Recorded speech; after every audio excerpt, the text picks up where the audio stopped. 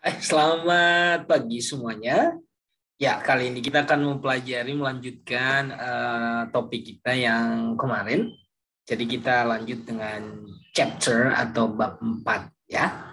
Nah, di sini kita juga mempelajari pokoknya setiap chapter itu kita harus memperbanyak kosakata. Ingat, dengan kosakata atau kata-kata kita nanti bisa membuat kalimat. Dengan memahami kata-kata kita bisa mengartikan kalimat dengan baik. Jadi kita harus perbanyak kosakata dulu dan juga cara mengucapkannya. Jadi yang kakak fokuskan di sini adalah cara pelafalan atau mengucapkan kata-kata dan arti kata-kata tersebut. Oke, berarti kita langsung ke topik utama. Ya. Pada bagian chapter 4, bab 4, judul teksnya itu adalah Lampion Betawi. Ya, kakak akan baca terlebih dahulu. Ya, coba nanti diikuti dalam hati atau langsung praktek ya. Coba. Lampion Betawi. Ya, judulnya Lampion itu dari kata bahasa Indonesia. Oke. Lampion Betawi is a kind of decoration lamp that is made out of paper. Okay. Lampion Betawi is a kind of decoration lamp that is made out of paper. It usually uses red paper. There is a candle or light bulb inside the lampion. Yeah. There is a candle or light bulb inside the lampion.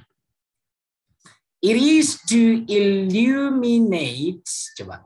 It is to illuminate a room or a space. Yeah. It is usually displayed during Chinese New Year Festival. Nah, ini artinya ya. Jadi bisa nanti dibaca juga artinya dalam bahasa Indonesia. Lampion Betawi itu adalah sejenis lampu hias, decoration lamp, ya. That is made out of paper, yang terbuat dari kertas. Biasanya menggunakan kertas merah. Ada lilin atau bola lampu di dalam lampion tersebut. Nah, lampion ini berfungsi untuk menerangi ruangan atau sebuah tempat. Biasanya lampion ditampilkan selama festival Tahun Baru Cina, pertunjukan Tahun Baru Cina atau memperingati Tahun Baru Cina. Nah, ini adalah daftar kosakata yang harus kita tahu di teks ini. A kind of artinya sejenis. Decoration lamp, lampu hiasan, ya. Is made out of. Nah, ini adalah is made out of, ini adalah passive voice yang artinya dibuat atau terbuat dari, ya. Kita fokusnya kata made, ya. Nah, ini hanya tambahan out of, terbuat dari, ya. Nah, jadi karena ada to be ditambah kata kerja bentuk ketiga itu artinya di, bukan me. Seperti yang ini juga dipajang, bukan memajang tapi dipajang. Oke. Ya. Paper, kertas. Use atau uses pakai s dia di sini. Sorry. Use atau kalau nanti dia subjeknya she, he, it pakai s artinya menggunakan. Candle, lilinnya. Light bulb atau sering kita singkat dengan bohlam atau bola lampu. Inside, di dalam. To illuminate, menerangi. Room, kamar. Place, tempat. Ingat, to be ditambah dengan kata kerja bentuk ketiga artinya dipajang. Is made, dibuat atau terbuat. Festival artinya pesta atau pameran. Oke. Ya, kita lanjut. Nah, how to make Betawi lantern. Ingat, lantern ini adalah lampion, ya. Lantern itu lampion. Oke. Tools, perlengkapannya apa saja? Nah, kalau ada tools berarti perlengkapan atau peralatan. Apa? Peralatannya. Alat-alat yang dibutuhkan adalah scissors. Coba semuanya. Scissors. C-nya nggak diucapkan ya. Meskipun ada C di sini pas scissors, tapi scissors. Ayo. Scissors. Dan ini selalu bentuk jamak ya adik-adik ya. Karena gunting harus ada kiri dan kanan. Kalau kiri aja dia nggak berfungsi. Ya harus ada kiri dan kanan kan, baru berfungsi. Jadi ini selalu jamak, maka pasti dia selalu ada S-nya di sini. Scissors, nanti to be-nya selalu R, kalau nggak were. Ya, rope, tali. Paper, kertas. Glue, lem. Marker, spidol. Light bulb, bola lampu. Nah, steps. Kalau ada steps berarti langkah-langkah. Jadi langkah-langkah itu harus kita tahu. Pertama, kedua, ketiga, langkah pertama, langkah kedua. Kalau kita cerita gini, terus artinya ada kalau dalam kehidupan sehari-hari kita kayak supir ya. Terus dia, terus kamu, terus. Nah, jadi ada stepnya ya. Tidak boleh campur aduk, tapi ada langkah-langkah yang harus dijalankan atau kita lakukan secara bertahap ya. Oke, itu namanya steps. First, draw the picture in the paper using the marker. Nah, artinya apa sih? Nah, ada di bawahnya artinya. Pertama katanya langkah pertama, lukislah sebuah gambar di kertas menggunakan spidol. Second artinya kedua atau langkah kedua, fold the paper. Lipatlah kertas tersebut seperti kipas. Third, ketiga. Bring the edges of the paper to fold into a circle and then glue it. Artinya, lipatlah ujung-ujung kertas tersebut menjadi sebuah lingkaran lalu rekatkanlah ya. Fourth, keempat ya. Jadi ini ke-1, ke-2, ke-3. Jadi bukan 1, 2, 3 bukan. Ngomongnya ini bilangan tingkat ya. Pertama, kedua, ketiga, keempat. Artinya langkah ke ya. Seperti tingkat gedung lantai 1, lantai kedua, lantai ketiga. Nah, ada ke-nya ya. Oke, keempat, fourth. Cut another paper at the bottom of lamp-pin and stick it using glue.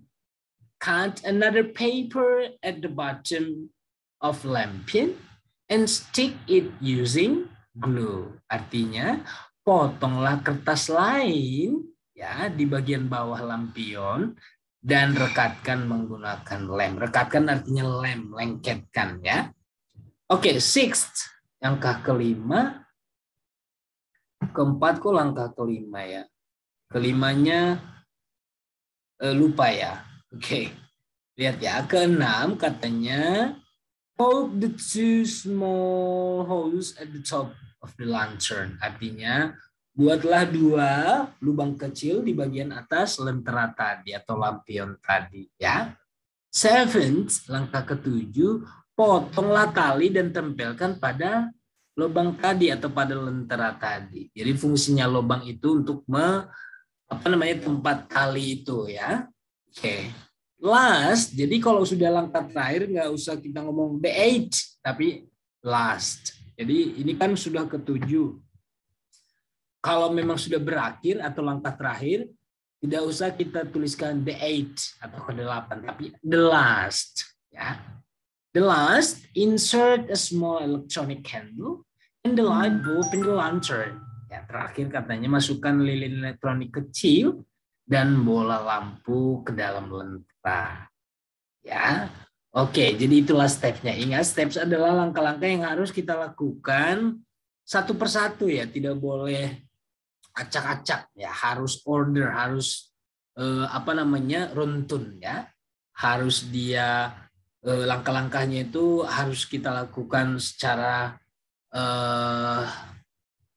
runtut ya, secara order, secara nggak boleh artinya dari 1 langsung ke 4 gitu. Jadi harus 1, 2, 3 ya seperti itu ya.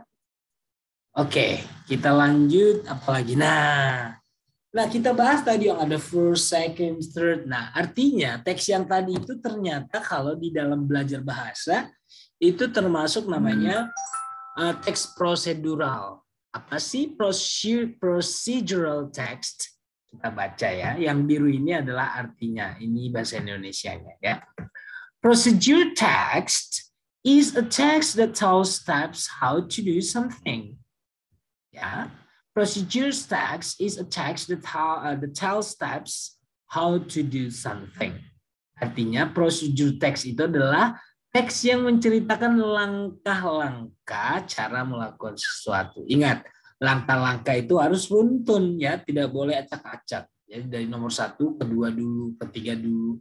Seperti menaiki langkah, seperti menaiki tangga. Nggak mungkin kita dari tangga pertama langsung ke tangga ketiga gitu, harus melalui tangga kedua dulu kan, ketiga, keempat gitu seperti itu. Nah, itu namanya proceed ya.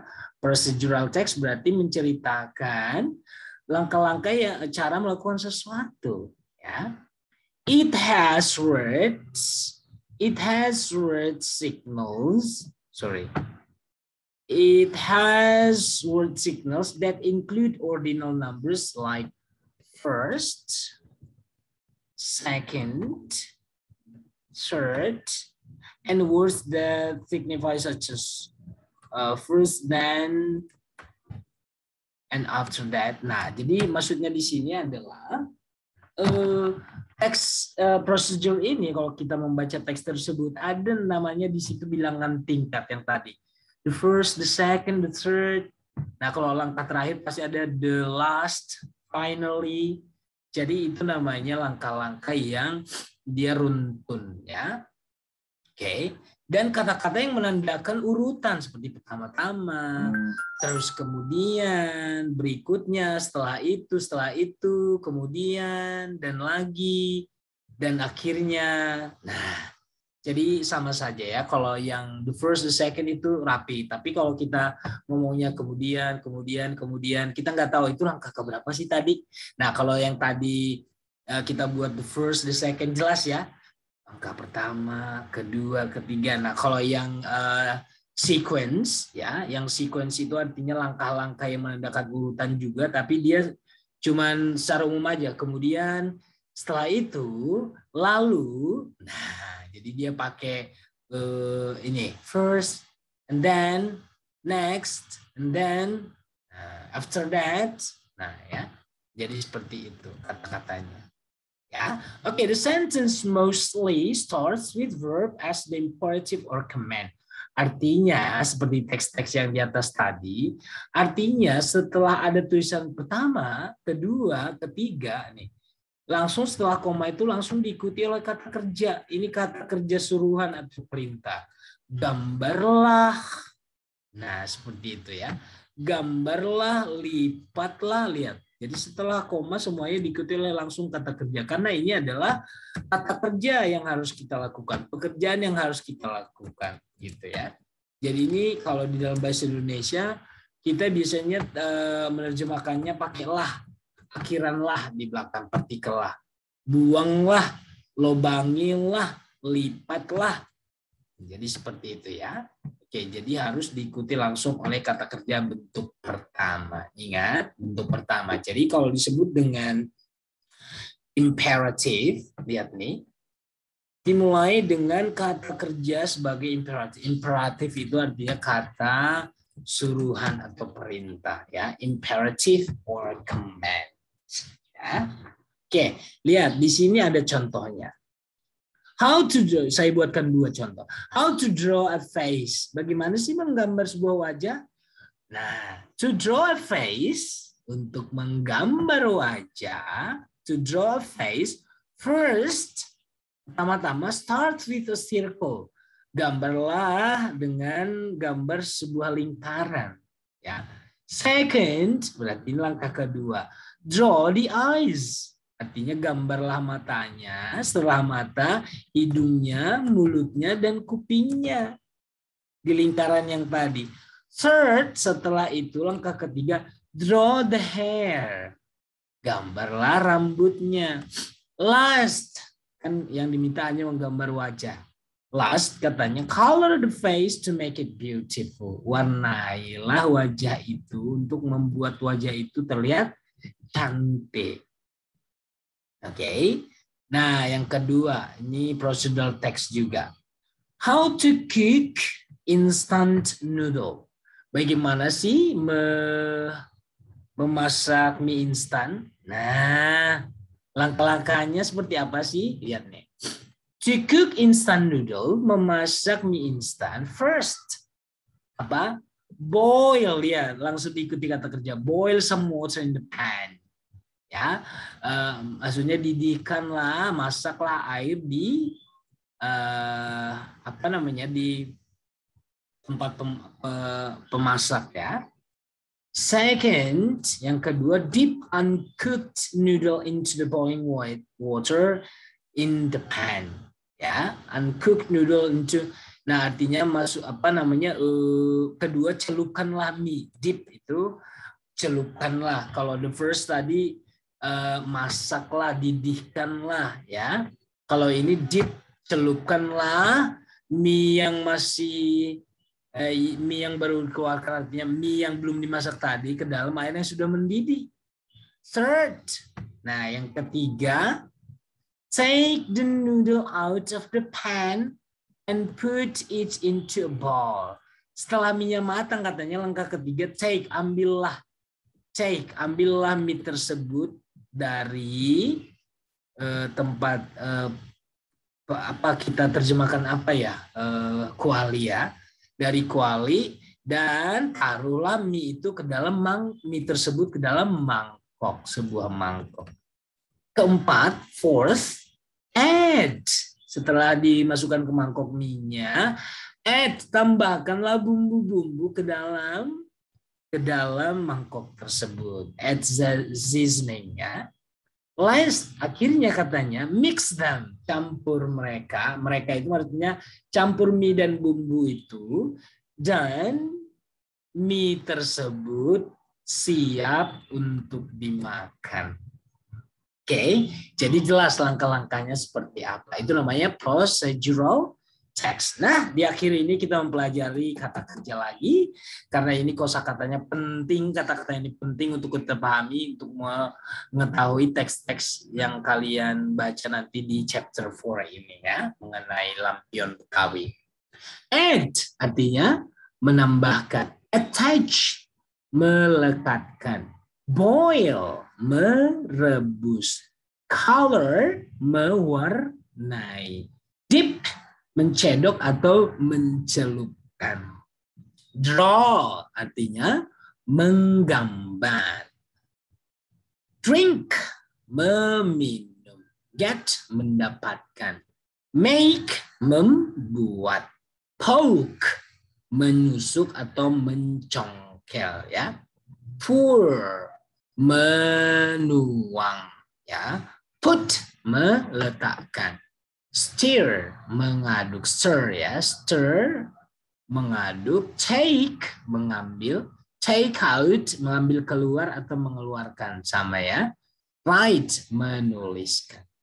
Nah, demikian untuk chapter 4. Mudah-mudahan topik yang kita bahas ini membuat kalian semakin memahami apa namanya, cara mengerjakan soal-soal di bab 4. So, saya Kakak Gunawan. Sampai ketemu di lain waktu dengan topik yang berbeda. Bye. Love you all.